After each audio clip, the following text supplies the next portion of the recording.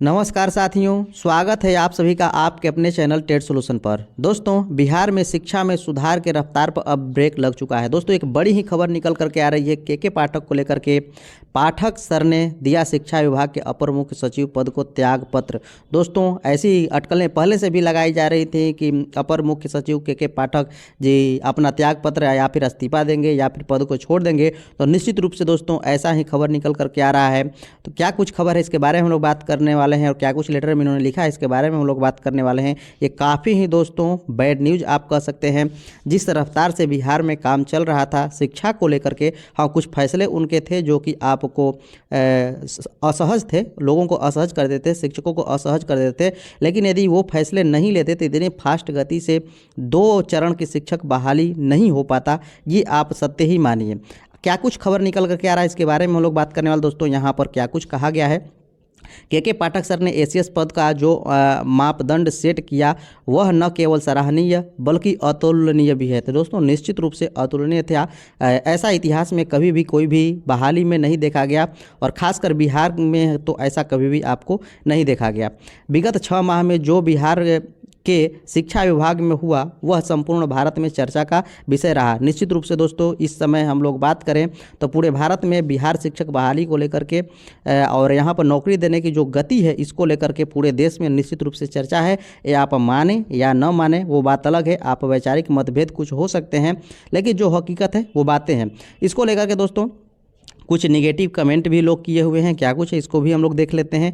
ये पहले एसीएस हैं रहे जिनका नाम बच्चे बच्चे के जुबान पर था। निश्चित रूप से दोस्तों मैक्सिमम बच्चे हम लोग बात करें 5 से लेकर के 10+2 तक सभी बच्चों के नाम पर एसीएस के पाठक का जो जबान पर आपको नाम था। निश्चित रूप से ऐसे आपको कोई भी एसीएस देश के इतिहास में नहीं होंगे जिनका नाम बच्चे बच्चे के जबान पर हो।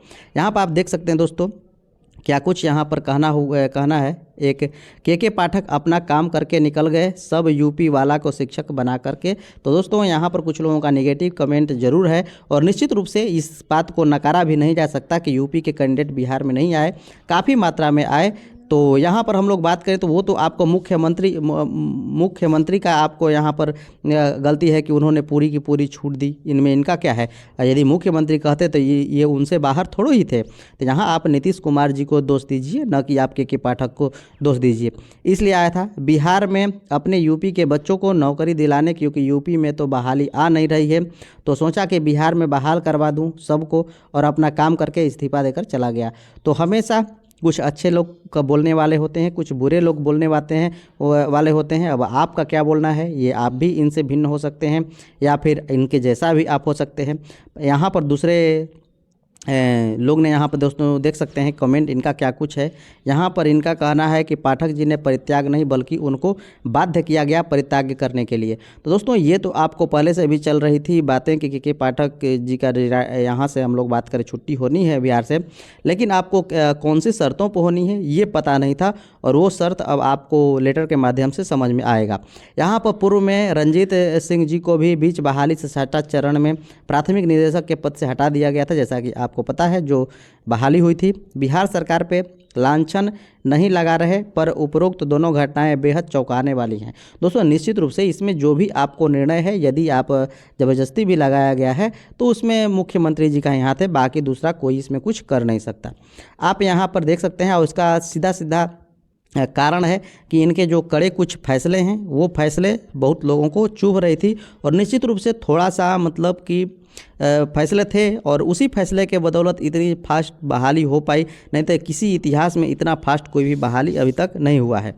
यहाँ पर आप देख सकते हैं दोस्तों स्वेच्छा से एसीएस पद छोड़ा के पाठक जी ने, अपनी स्वेच्छा से, यहाँ पर किसी का ज़बरदस्ती नहीं है। विभाग को पत्र लिख करके दी सूचना। दोस्तों ये आप देख सकते हैं कि ये इनका लेटर है और इसी लेटर को हम लोग पढ़ने वाले हैं। क्या नाराज़ होकर के पाठक ने इस्तीफा दिया, ये बातें आपको चल रही हैं सोशल मीडिया में कि क्या वास्तव में नाराज़ होकर के इन्होंने दिया है। अभी सरकार की तरफ से जो इस्तीफा है ये आपको स्वीकृत नहीं किया गया है। तो क्या कुछ है इसके बारे में हम लोग देख सकते हैं। दोस्तों ये आपको लेटर है और उसके बाद हम लोग आपके राय के बारे में बात करेंगे। यहाँ पर देखते हैं कि क्या कुछ इन्होंने लिखा है। यहाँ पर आप पढ़ सकते हैं कि इन्होंने क्या कुछ कहा है। यहाँ पर कहा है कि अधोहस्ताक्षरी में मैं के पाठक आपको यहाँ पर देख सकते हैं 1990 सामान्य प्रशासन विभाग बिहार पटना के अधिसूचना संख्या इतना है, ठीक है। और यहाँ पर दिनांक 9/1/2024 के आलोक में आज दिनांक 9/1/2024 के अपराह्न में अपर मुख्य सचिव शिक्षा विभाग पटना बिहार के पद से स्वतः परित्याग करता हूं।